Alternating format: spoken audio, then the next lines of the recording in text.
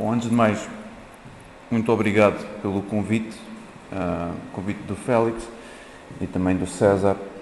E eu, desde já, peço desculpa, eu não sei falar nem castelhano, nem galego, vou falar o português que sei. Se eu falar demasiado rápido, avisem e eu ando mais devagar. Bom, como foi mencionado, eu estou neste momento a tirar um doutoramento em História. O meu tópico de investigação na Universidade de Coimbra é Prática e Literatura Mágica em Portugal, século XVI e XVII.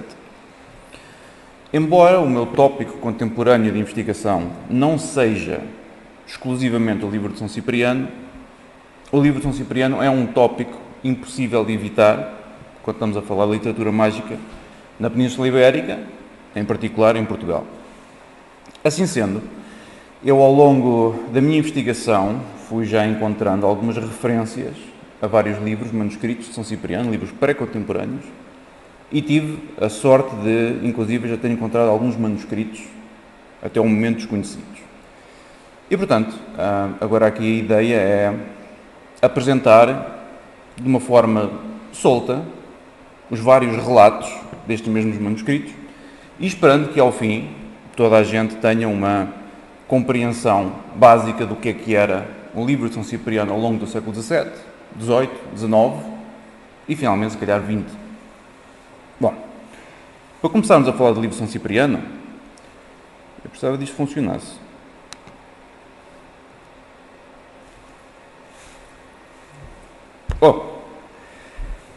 Para começar a falar do livro de São Cipriano, convém começar pelo livro contemporâneo. O livro contemporâneo é publicado meados do século XIX, ninguém sabe exato a data. Esta capa que está aqui é a da edição mais conhecida, Livraria Económica, que a fama que esta edição tem, creio que se baseia largamente em esta ser a versão que a Biblioteca Nacional de Portugal digitalizou e está neste momento acessível ao público. Das versões mais antigas e impressas, esta é que tem maior distribuição, maior conhecimento. Esta edição é constituída por 3 partes. As 2 primeiras partes, na verdade, graças também à investigação do Félix, estas 2 primeiras partes são, na verdade, eles compõem um livro de São Cipriano mais antigo do que este que agora está mais disponibilizado. Ou seja, o livro contemporâneo, aquele que hoje em Portugal nós chamamos o livro de São Cipriano, não surge como uma criação autónoma, ele surge numa evolução de livros impressos. Estas 3 partes, delas as 3, a primeira é a mais complexa, se calhar, tem uma prescrição da oração de São Cipriano, que é uma composição semilitúrgica bastante famosa ao longo da Europa e de todo o mundo ocidental. Tem uma prescrição dessa oração para o banimento de espíritos malignos e doenças. Tem uma reutilização dessa mesma oração para o desencantamento de tesouros. E fora isso tem coletâneas de várias magias de caráter popular para os mais variados fins. A segunda parte mantém esta mesma linha e a terceira parte, que é a parte mais recente e que define o livro contemporâneo como o livro contemporâneo, aparenta ter uma certa preocupação imperial. Tem referências a Brasil, a áreas do Império Português, pelo que não tenho problemas em afirmar que potencialmente esta terceira parte, esta adição ao livro de São Cipriano, é uma adição de origem brasileira.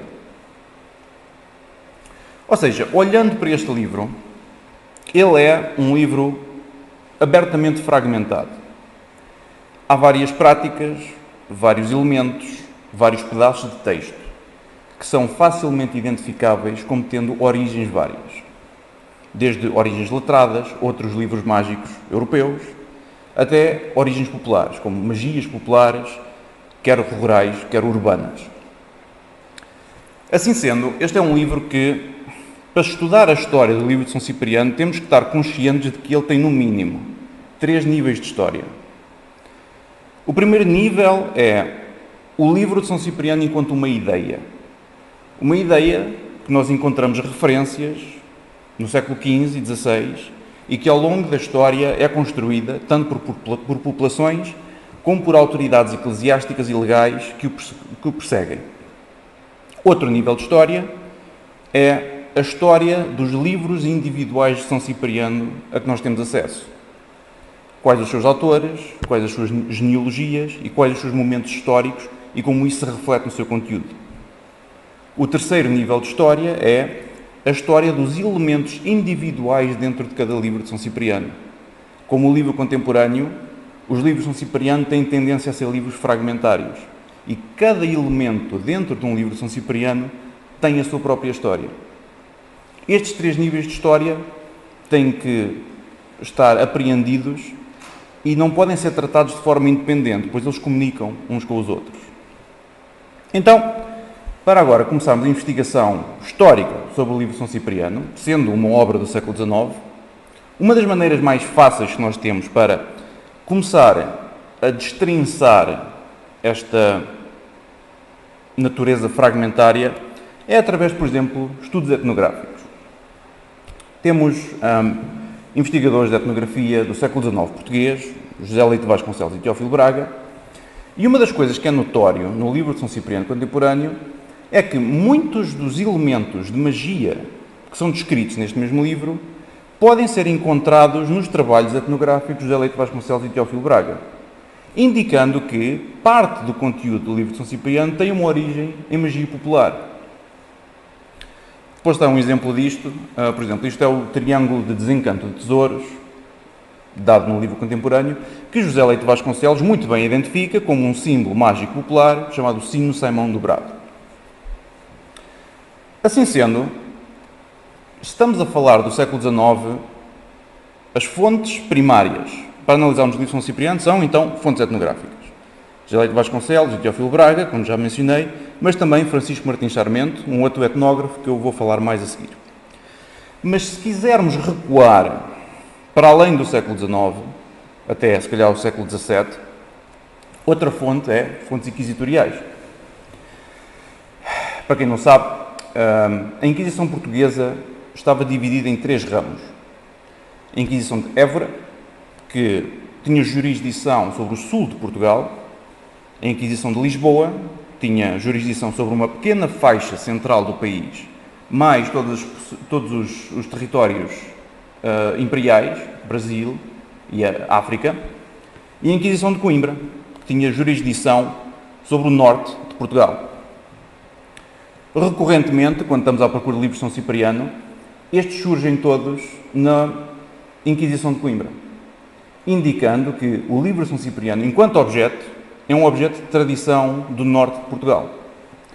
Assim sendo, as fontes inquisitoriais focamos na Inquisição de Coimbra e dentro da Inquisição de Coimbra temos duas fontes documentais. Os processos de alguém que foi apanhado pela Inquisição, acusado e processado, e outra fonte menos explorada que os processos, que é os cadernos do promotor. Um caderno do promotor é toda a documentação que a Inquisição produziu que não deu origem a um processo formal é coletada nos cadernos do promotor.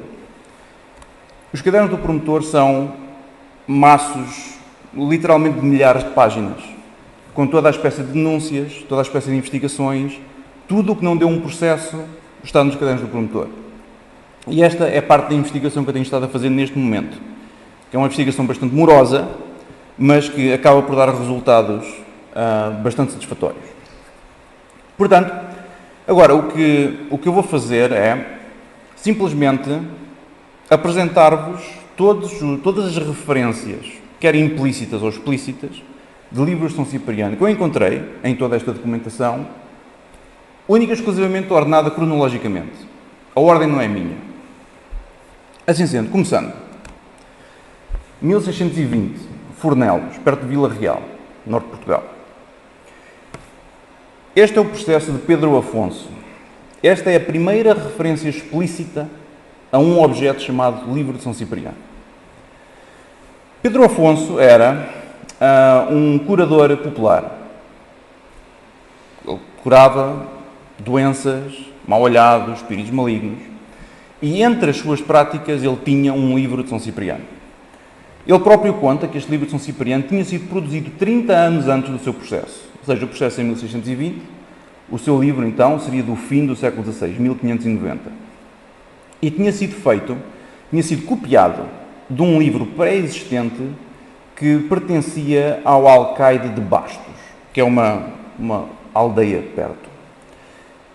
Não só era uma cópia desse livro mais antigo, mas era uma cópia que tinha sido acrescentado vários outros materiais, indicando que os livros de São Cipriano, como qualquer livro de magia da época moderna, tinham um conteúdo fluido.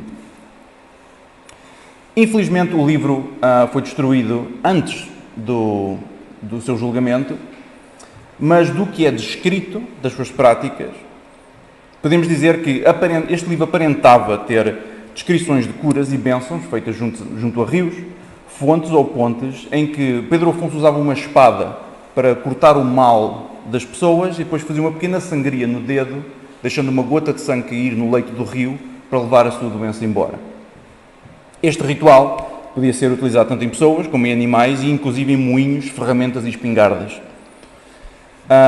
Caso o seu paciente não se pudesse deslocar a uma fonte ou a um rio, podia ser o mesmo ritual feito em casa usando água de uma fonte que nunca secasse. Este livro, muito explicitamente, é dito, continha a oração de São Cipriano. Havia menções a banimentos de feitiços, usando ervas, sal, orações e o sino de Saimão, que é um pentagrama, o nome popular dado em Portugal. Havia um remédio para alpas, que eu creio que seja alporcas, que é uma referência à escrófula, e pessoas que estivessem legadas ou paralisadas. E para além disto tudo, o próprio livro era utilizado como um talismã para auxiliar partos e caso alguma mãe não tivesse leite para dar ao filho, também podia auxiliar nesse caso. Agora, o que é sugerido aqui é que, para ser honesto, o conteúdo deste livro saber exatamente o conteúdo deste livro é um tanto ou quanto ambíguo, pois Pedro Afonso era, na verdade, iletrado. Ele não sabia ler. Ele simplesmente utilizava este livro como um talismã e aparentava ter memorizado largas secções do seu conteúdo. Na verdade, sempre que ele precisava de ler realmente o livro, ele costumava chamar o seu filho, que o auxiliava em algumas curas, e ele lia o livro. Assim sendo, não se sabe exatamente qual era o conteúdo do livro ou o que era, ou quais destas práticas eram meramente práticas de cura popular que Pedro Afonso pudesse ter anteriormente. No entanto, o que aparenta ser sugerido é que, neste caso, a definição livro de São Cipriano aparenta estar associada à oração de São Cipriano. Ao longo do século XVII, inclusive a XVIII e até XIX, uma ideia que surge recorrentemente é que qualquer livro ou conjunto de folhas que contenha a oração de São Cipriano, de alguma forma, pode ser dado o nome livro de São Cipriano. No entanto, isto é uma extrapolação académica e raramente é a expressão livro de São Cipriano utilizada nestas circunstâncias. Assim sendo, a próxima instância que eu vou apresentar é já do século XVIII, porque ao longo de todo o século XVII temos de facto o uso da oração de São Cipriano em vários rituais mágicos com propósitos recorrentes aos de Pedro Afonso. A oração de São Cipriano é utilizada para curar doenças, feitiços e espíritos malignos. Mas todas as referências desta oração que eu encontrei não referem o título explícito de São Cipriano, daí eu não as incluí.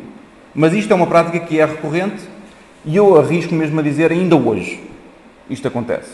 A oração de São Cipriano é utilizada largamente. Assim sendo, o próximo caso que nós temos é um século depois, 1722-23, em Guimarães. Agora, o século XVIII, quando estamos a falar de prática mágica, o século XVIII tem algumas particularidades, não só em Portugal ou Espanha, mas na Europa inteira. Uma prática mágica que surge com grande relevância no século XVIII é a prática de encontrar tesouros. Inclusive, se estamos a analisar os arquivos da Inquisição de Coimbra, a partir do momento que se cruza o século XVIII, há uma enorme explosão de dezenas de casos de tesouro enterrado. Mas, colecionando todos estes casos, reparamos que eles, na verdade, referem-se apenas a 2 ou 3 casos Mas cada um destes casos tinha dezenas de pessoas envolvidas. E muitas destas pessoas foram apanhadas pela Inquisição. Assim sendo, um destes casos é neste período, em Guimarães, e estes são alguns dos nomes envolvidos. Estes não são todos os nomes deste grupo de caçadores de tesouros, mas uma das particularidades da investigação na Inquisição de Coimbra é que a Torre do Tombo, os Arquivos Nacionais Portugueses, onde a Inquisição de Coimbra, os registros estão guardados, é, se calhar, excessivamente zelosa na sua proteção dos documentos. E, como tal, é muito difícil ter acesso aberto a muitos deles. Portanto, eu não consegui ler todos os processos associados a este caso. Este foi os únicos que eu consegui. Mas o caso não se esgota nestes. Então, o que é que todas estas pessoas falavam acerca desta prática de encontrar tesouros? António Fernandes, que era um notário, acusa-se a si próprio como ter sido o tradutor de um manuscrito em língua francesa sobre desencantar tesouros. Luís de Azevedo menciona que um padre juntou-se ao grupo, um homem chamado Duarte Correia de Lacerda, e que o tinha visto ler 2 livros, um escrito em francês e outro em português. João Mendes menciona que havia um homem francês no grupo. Manuel Fernandes descreve um grupo de 12 a 15 pessoas que ele viu a tombar pedras num local chamado Citânia, em busca de tesouros. Ele viu também um padre a ler exorcismos e um homem com um livro na mão a lançar varas, ou seja, a utilizar varas para localizar um tesouro. Manuel Fernandes diz que, a certa altura, apareceram 2 pessoas a cavalo. Colocaram uma corda em volta de um buraco onde eles tinham cavado à procura de um tesouro. Havia gente a fazer pentáculos com um círculo em volta, a queimar mechas de enxofre, a fazer orações e divinações com varas e a açoitarem o chão. João Álvares Ferreira diz que ele viu alguém a tocar com um livro no chão.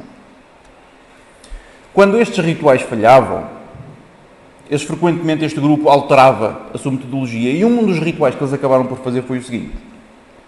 Eles mencionam que estes 2 livros foram lidos numa encruzilhada, numa sexta-feira à meia-noite, por um padre dentro de um sino saimão.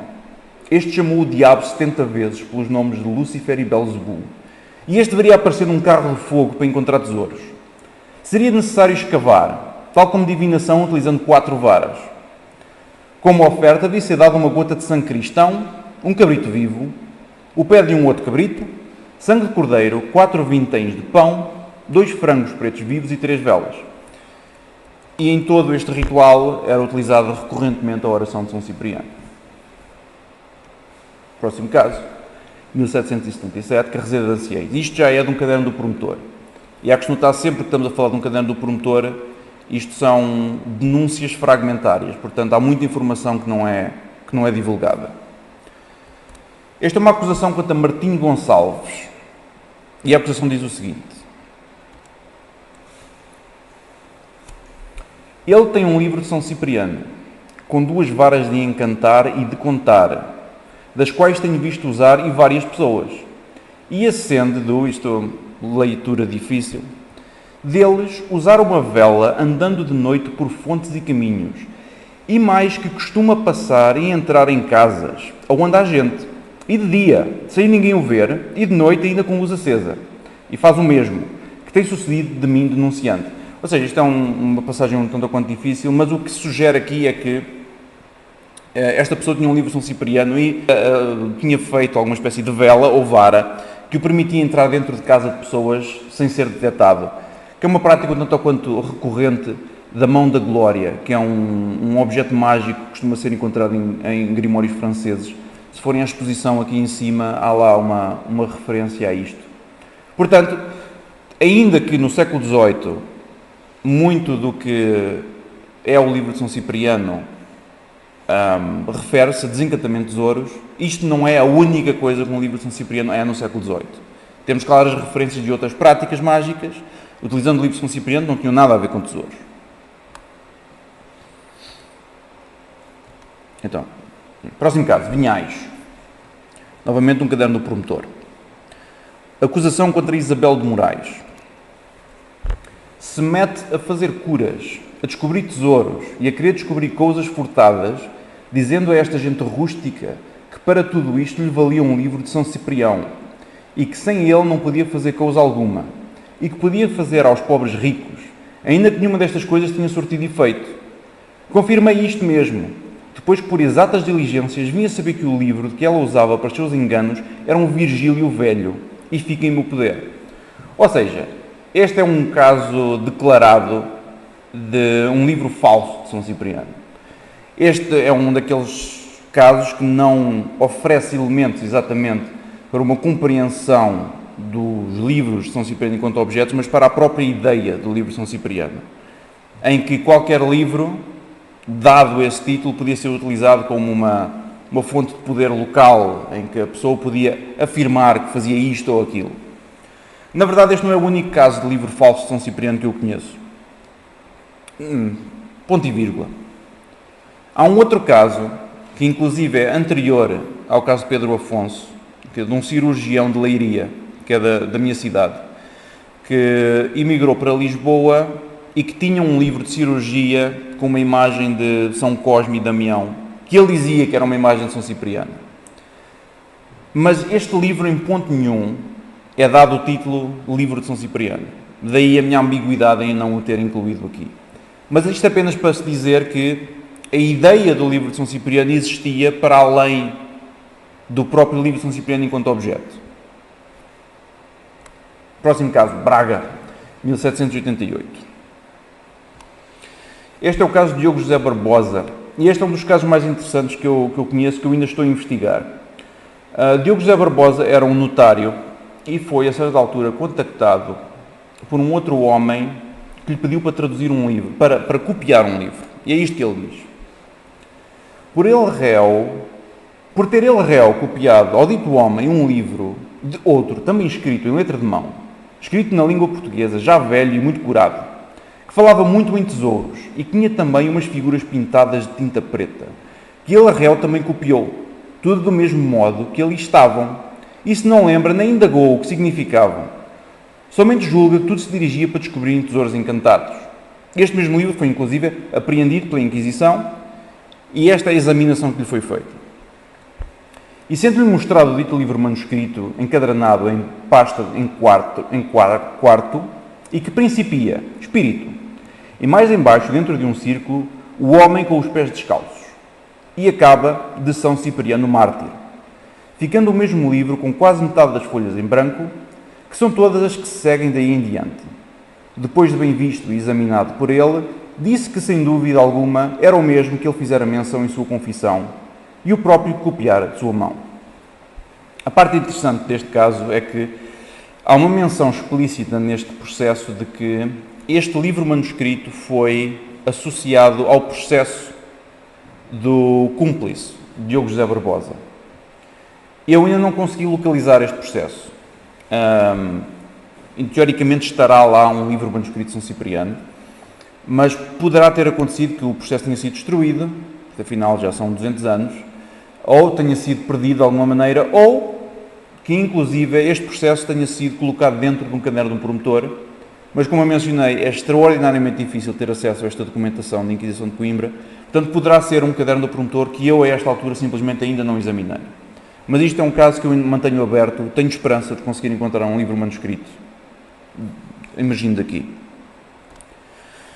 Próxima situação, já estamos a entrar no século XIX, 1800, São Mamede de Ribatua. Isto, eu encontrei esta denunciação duas vezes, duas pessoas diferentes fizeram a mesma denunciação, mas esta era a mais completa das duas, e é a denúncia de Francisco Pinto.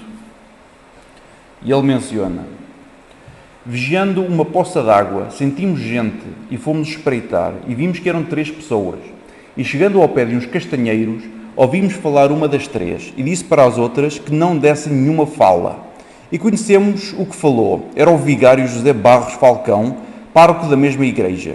E o mesmo disse, há de sair muito dinheiro. E o mesmo botou sobre peliz e estola, e fez lume novo, e acendeu 2 velas, e as meteu dentro de 2 aliternas, e se sentou no meio, e lançando água benta, pegou em uma vara e fez um círculo, e deu uma pancada para o norte, e outra para o sul, e abrindo um missal esteve lendo, e depois pegou em um livro de evangelhos, também leu uns poucos, e depois pôs um outro livro e esteve lendo, e como ouvimos falar em São Ciprião, tivemos medo e fugimos. Agora, entrando já no século XIX, vamos aqui fazer um intervalo etnográfico. Reparámos então que no século XVII, embora seja uma única referência, no século XVII o que é descrito como um livro de São Cipriano é um livro utilizado para curas. A sua função não é distinta da própria oração de São Cipriano enquanto uma coisa individual. À medida que então entramos no século XVIII, as referências maioritárias a livros de São Cipriano são livros de encontrar tesouros. Isto torna-se interessante quando, voltando aos mesmos etnógrafos com que tínhamos começado, José Leite Vasconcelos e Teófilo Braga, quando estes etnógrafos, também eles do século XIX, perguntam junto de uma população rural qual a concepção de um livro de São Cipriano que esta população tem, a resposta recorrente que eles obtêm é, precisamente, um livro de encontrar tesouros. Estas são algumas das referências. Ou seja, no século XIX, sempre que alguém perguntava a uma população rural o que era um livro de São Cipriano, a resposta que estes davam correspondia à descrição no livro de São Cipriano do século XVIII, em que era mencionado explicitamente o uso de ramos de oliveira para encontrar um tesouro, através de rapodomância, em que, para fazer isto, era necessária assistência sacerdotal, um padre tinha que ler o livro, e era necessária a leitura integral do livro, significando que estes livros que eles estavam a falar não correspondiam de todo à ideia contemporânea que nós temos do livro de São Cipriano como um livro fragmentário. O livro era, em si próprio, um único ritual de desencantamento de tesouros. Não só estes etnógrafos recolhiam estes testemunhos, mas, inclusive, se hoje em dia formos ver contos populares portugueses do norte de Portugal, lendas e histórias, frequentemente estas mencionam o livro de São Cipriano e frequentemente mencionam nesta mesma categoria de livro de encontrar tesouros. Eu posso sugerir a leitura do trabalho de Alexandre Parafita, que é um investigador de Trás-os-Montes que estuda a literatura oral, em que ele recolheu vários contos populares em que o livro de São Cipriano é descrito novamente como um livro de encontrar tesouros. Agora, ainda que o acumular de referências a este tipo de livro no século XVIII seja substancial para não termos dúvidas que estes livros existiam, a verdade é que, até recentemente, isto era um tipo de livro de São Cipriano completamente desconhecido. Embora saibamos que ele existisse, não havia nada, não existia nenhum elemento em que nós pudéssemos ter uma ideia concreta de como é que estes livros funcionavam, como eram estruturados. Isto até, recentemente, creio que em 2016, eu encontrei um manuscrito 2559, na Universidade de Coimbra, a qual foi dado o título Orações Várias para Afugentar o Demónio. No entanto, analisando este livro, todo ele descreve um único ritual de desencantamento de tesouros. Para além disso, ele tem instruções de como preparar água benta, como preparar um local onde se acredita que está um tesouro e como preparar varas para localizar tesouro. Indicando então que isto aparenta realmente ser um manuscrito genuíno do século XVIII de São Cipriano. E como tal, agora, o que eu proponho é simplesmente tomarmos um bocado de tempo e analisarmos este livro a fundo para percebermos o que é que constitui um livro de São Cipriano do século XVIII. Ora, o livro abre... e a propósito, este livro também está uma reprodução na exposição aqui em cima. Bom, este livro abre com duas cruzes. Estas são duas cruzes, claro, caráter talismânico. A primeira chama uma cruz angélica, que normalmente é atribuída a São Tomás de Aquino. E a segunda, basicamente, contém as mesmas letras de uma cruz de São Bento, portanto, são duas cruzes de proteção que estão contidas no início do livro. O livro abre com o que ele chama a fortificação primeira, que é uma oração lórica. As orações lóricas são de tradição monástica, medieval, que é uma oração que descreve as várias partes do corpo do usuário e chama um poder divino para proteger cada uma das partes do corpo. A seguir a isto, o livro lança um desafio ao diabo. em que menciona o uso de relíquias e uma cruz. A seguir a isto, inicia-se o desencanto do tesouro. Há menções do uso de água benta e incenso, o uso dos hinos litúrgicos em latim, o uso de salmos em latim, o que sugere que o livro é para ser utilizado por um padre, pois eram os únicos que sabiam ler latim e tinham acesso à literatura litúrgica. Menciona o uso de varas mágicas e começa-se a ver elementos da oração de São Cipriano. A oração de São Cipriano tem uma estrutura extremamente característica, é muito fácil identificar parágrafos tirados da oração de São Cipriano. Depois desta secção, há toda uma série delas em que a oração de São Cipriano é simplesmente repetida múltiplas vezes. Ele dá-lhe o nome, início da oração de São Cipriano, segunda oração de São Cipriano, conjuração de São Cipriano, exorcismo de São Cipriano e novamente conjuração de São Cipriano, em que isto é basicamente a repetição da oração de São Cipriano. Ao longo de todo este texto é notável que nas suas secções mais avançadas começa a haver desvios claros da oração de São Cipriano. Começam a surgir parágrafos que claramente não pertencem àquela oração, mas que estão aqui a ser introduzidos. Este livro contém duas partes. Esta é a primeira parte. A segunda parte abre com o que ele chama o desencanto geral, que apenas aparenta ter algumas palavras mágicas. Tem o segundo desencanto geral por ervas, que há instruções para fazer uma espécie de água benta. Seguidamente, preparações para o desencanto, em que há instruções para o uso desta mesma água benta, instruções para desenhar o círculo em torno do local onde se crê que está o tesouro, e novamente há o uso de litanias e salmos em latim. E depois, por fim, há o modo de preparar as varas. 2 métodos de consagração de 2 varas de oliveira para localizar tesouro. Ou seja, o livro aparenta, esta divisão aparenta ser que a segunda parte é todos os aspectos técnicos de um ritual de desencantamento de tesouro. Como preparar água, como preparar varas, como preparar o espaço.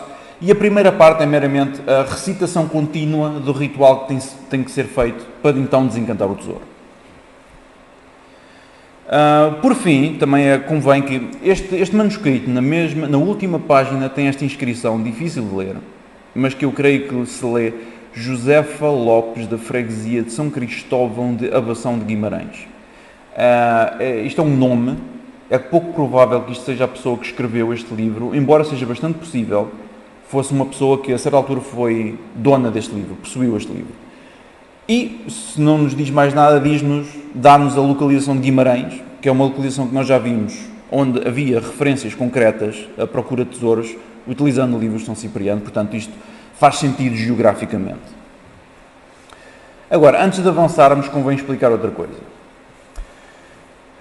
Livros de São Cipriano do século XVIII, temos que ter sempre em conta, não se esgotam em livros de desencanto de tesouros, e livros de desencanto de tesouros do século XVIII não se esgotam em livros de São Cipriano. Isto são duas tradições literárias distintas que no século XVIII estão meramente sobrepostas. E isto é um exemplo do que eu estou a falar. Isto é um manuscrito, um livro mágico que eu encontrei literalmente há 2 semanas, dia 16, na Torre do Tombo, dentro de um caderno do promotor. E isto é um livro de desencantamento de tesouros que, em parte alguma, menciona São Cipriano. Este, na verdade, é um livro escrito em castelhano e latim. O livro não tem uma origem portuguesa, embora tivesse pertencido a um nobre português chamado Bento Falcão da Frota. Este cavalheiro, que interessantemente é também autor de um outro livro em que ele próprio relata as suas aventuras de desencantamento de tesouros. Ele era um nobre obcecado com desencantamento de tesouros. O livro é um manuscrito que está na Biblioteca Nacional de Portugal. Eu ainda não o li, mas tem imensas referências a pedras e locais arqueológicos que ele investigou. Estas são as várias inscrições que ele encontrou, que ele acreditava incluíam e significavam a presença de tesouros. E para além de todas estas aventuras de encontrar tesouros, o livro também contém uma tradução do francês de um livro de rabdomância. Portanto, este homem era bastante dedicado à caça de tesouros.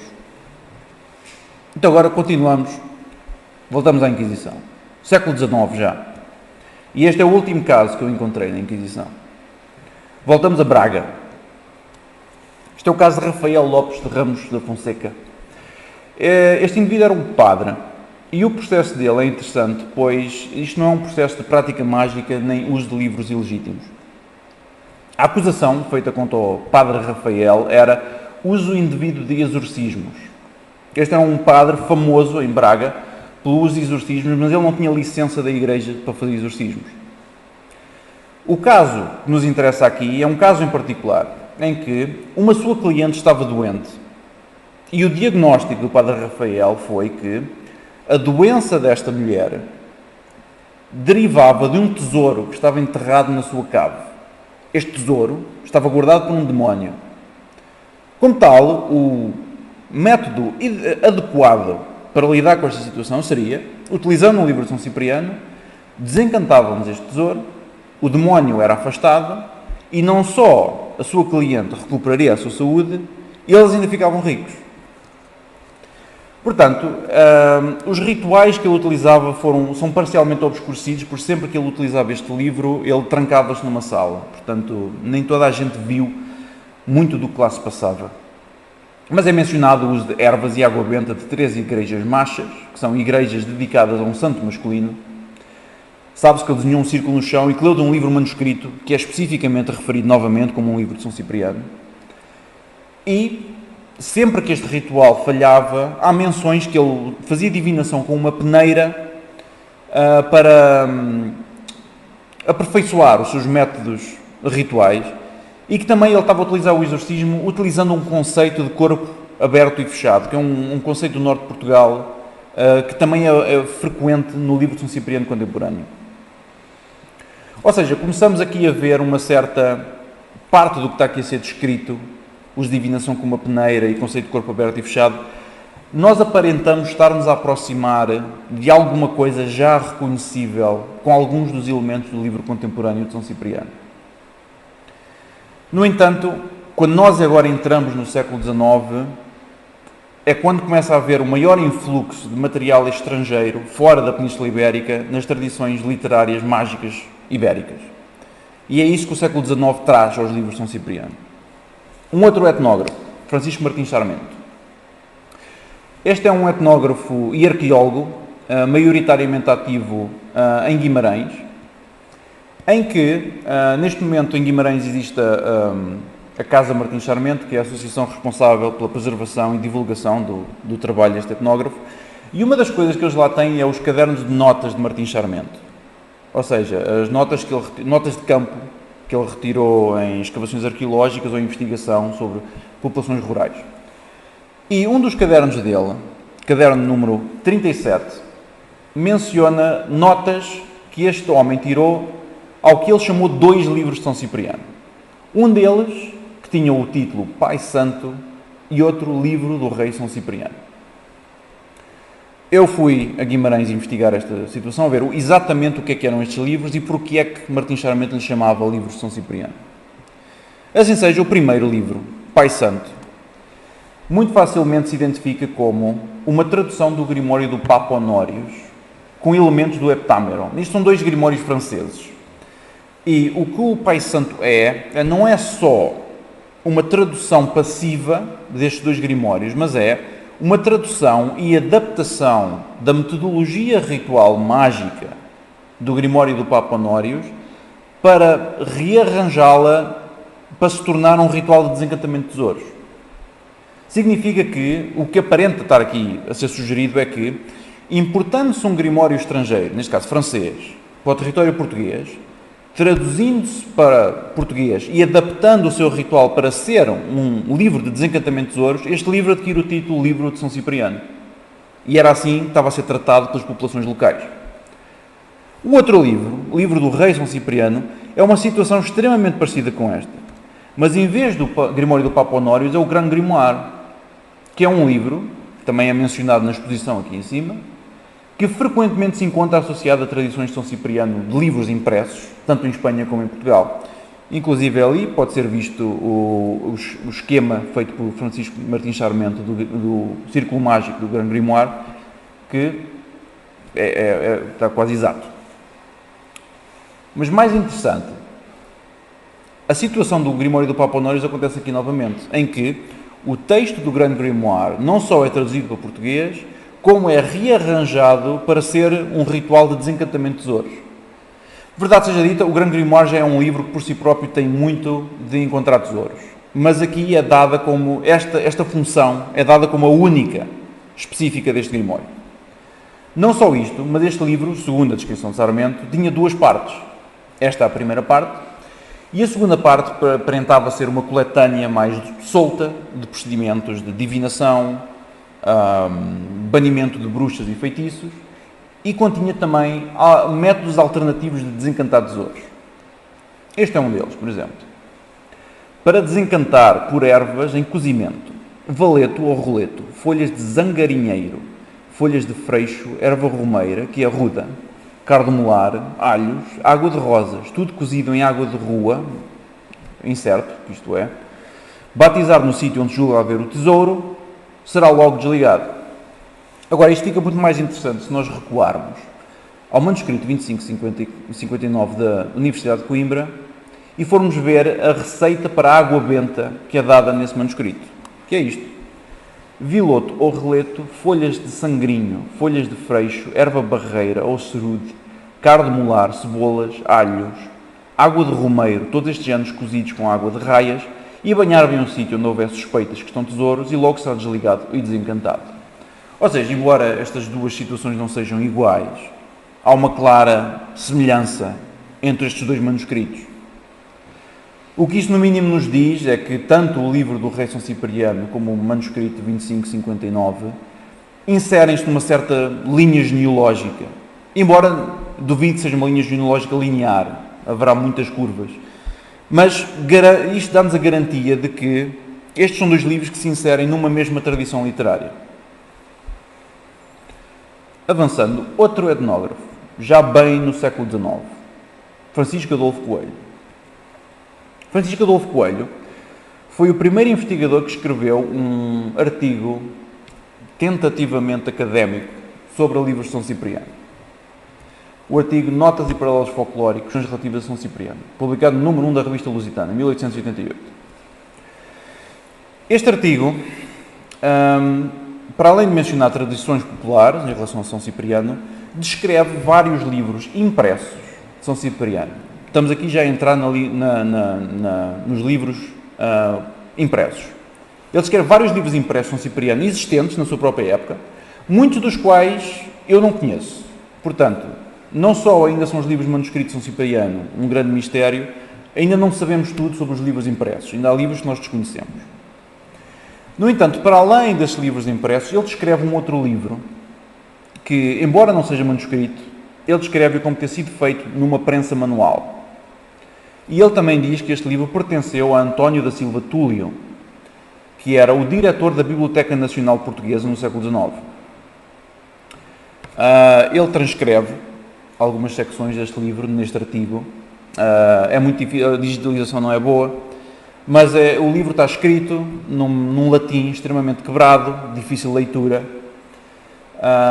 e ele aparenta dizer que o livro se chama Cipriani Magic Septem Hora Magicae, ou as 7 horas mágicas de Cipriano.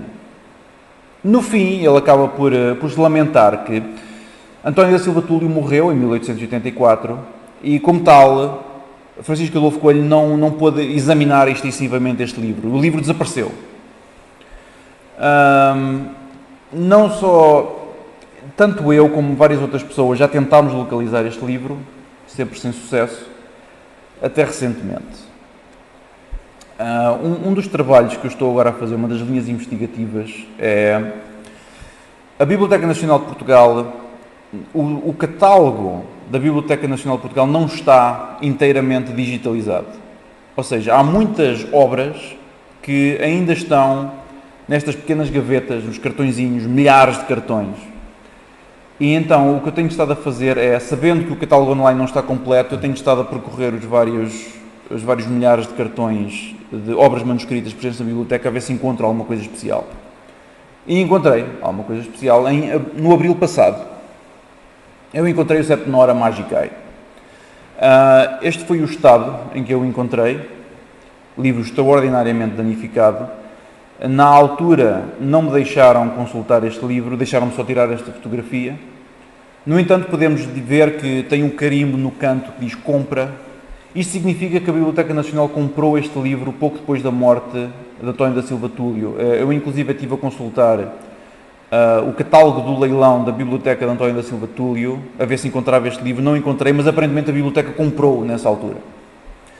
Ainda assim eu consegui falar com a diretora da secção de reservados e manuscritos da biblioteca e consegui explicar o que era este livro, que era importante, que era um livro extremamente raro e que convinha conservá-lo, e consegui convencê-la a pôr o livro num patamar de relevância na ordem de restauro da Biblioteca Nacional. E há alguns meses atrás o livro foi restaurado e digitalizado. Este é o estado atual dele. Obviamente o restauro não faz milagres, mas o que está perdido, mas o que não está preservado. Então agora eu vou poder contar o que é as 7 horas mágicas de São Cipriano.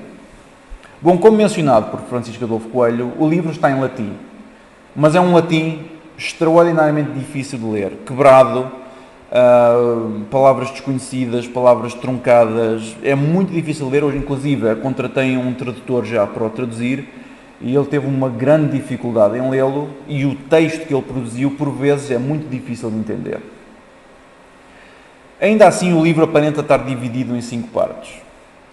A primeira parte é uma introdução, em que menciona explicitamente: este é um livro de magia de Lucifus Rocafole, que é um espírito mencionado com enorme relevância no Grande Grimoire. Novamente, o mesmo livro que vimos já tinha influências sobre a tradição de São Cipriano portuguesa, tem imensas influências sobre a tradição espanhola, e é aqui novamente mencionado. Para além disto, a apresentação diz que há uma grande relevância dada ao uso de horas planetárias e que este livro é explicitamente desenhado para o desencanto de Tesouro Moro. Seguidamente, o livro dá instruções para a construção de um talismã, e a tradução de talismã é incerta. É uma palavra estranha, aparenta ser talismã. As instruções também não são fáceis de seguir, mas começam a fazer mais sentido quando nós observamos uma ilustração que está numa das últimas páginas do livro, e isto aparenta ser um quadro astral, mas não é. Isto é um esquema de um objeto quadrado que a pessoa tem que fazer, e cada uma destas varas é feita de uma madeira diferente e tem que ser cortada numa hora planetária específica e montada de uma determinada maneira. O livro, na verdade, diz que tem que ser feitos 7 destes quadrados. Uma vara tem que ser encontrada em que os 7 quadrados são colocados. Nesta vara é colocada também a cabeça de um melro, um pássaro, com o olho de um gato, e é atado um cordão com estas palavras que estão aqui em horizontal. As instruções são difíceis de seguir. Esta é a minha interpretação do que está a ser pedido. Uma vara central, com 7 talismãs horizontais, e a cabeça de um melro, com o olho de um gato, e depois pendurado com uma corda. O que o livro diz é que todas estas partes têm que estar livres de rodar independentemente umas das outras. Isto é uma espécie de mecanismo que, através das suas rotações, localiza um tesouro. E o lado de cada um destes quadrados são 50 polegadas, 127 centímetros. Isto é enorme.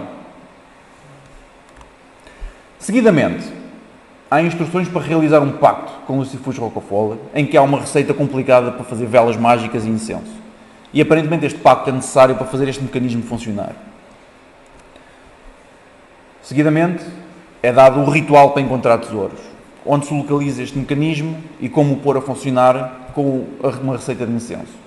Sugere-se aqui também que este mecanismo tem que ser destruído no fim do ritual. Por fim, a última parte. Só isto andar. É a prescrição de recitação de salmos durante as várias horas planetárias. Parece que, enquanto este ritual de desencantamento se alonga ao longo da noite, à medida que as horas vão passando, certos salmos têm que ser lidos. E é isto o que este livro é. Este é um livro francamente estranho, não só pela sua natureza de ser impresso numa prensa manual, mas até o próprio facto de ser escrito em latim é incomum em livros de São Cipriano portugueses. Eles, de regra geral, não são escritos em latim, embora requeiram o uso de latim, o que inclusive a mim sugere-me que isto poderá ser uma falsificação histórica. Mas quer seja uma falsificação histórica ou não, quando estamos a falar de magia e de história, falsificação é irrelevante. Porque se um livro mágico é feito com propósito de falsificar, ele vai ser utilizado como se fosse real. E, portanto, ser a falsificação ou não interessa. As considerações finais. Isto é tudo o que eu tenho sobre livros pré-contemporâneos de São Cipriano. Agora, como é óbvio, esta investigação não está acabada, nem de longe, nem de perto.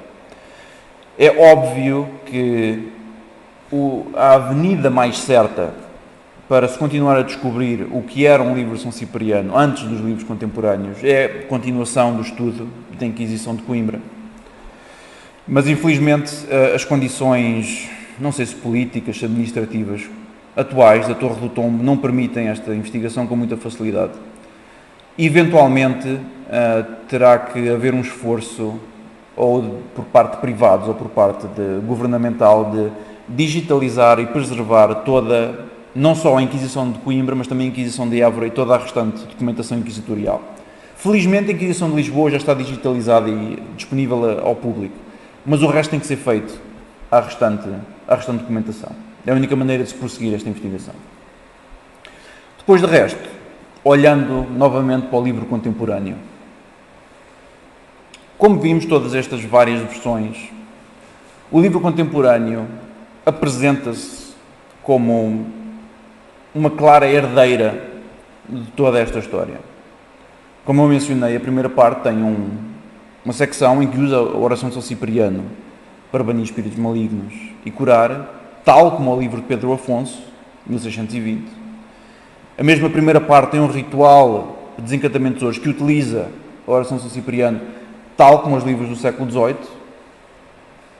E os seus vários feitiços não só são de origem popular, também norte-portuguesa, mas inclusive há já influências claras de magia popular de Lisboa. Portanto, o livro de São Cipriano, ainda que seja uma tradição literária do norte de Portugal, o seu conteúdo contemporâneo também deve alguma coisa a práticas mágicas do sul de Portugal. Mas ainda assim, nós não podemos ser levados pela tentação de olhar para os livros pré-contemporâneos em função do livro contemporâneo. O livro de São Cipriano contemporâneo não pode ser tratado como ou um filho passivo dos livros manuscritos, nem como o seu resultado final. Cada um destes livros que eu mencionei, inclusive o livro contemporâneo, tem que ser tratados e olhados como objetos em si próprios. Tem que lhe ser dada a sua dignidade própria. Todos estes livros são objetos que estão introduzidos e que traduzem um momento histórico, cultural e social. E é sempre na lente do seu próprio contexto que todos estes livros têm que ser estudados. Assim sendo, muito obrigado.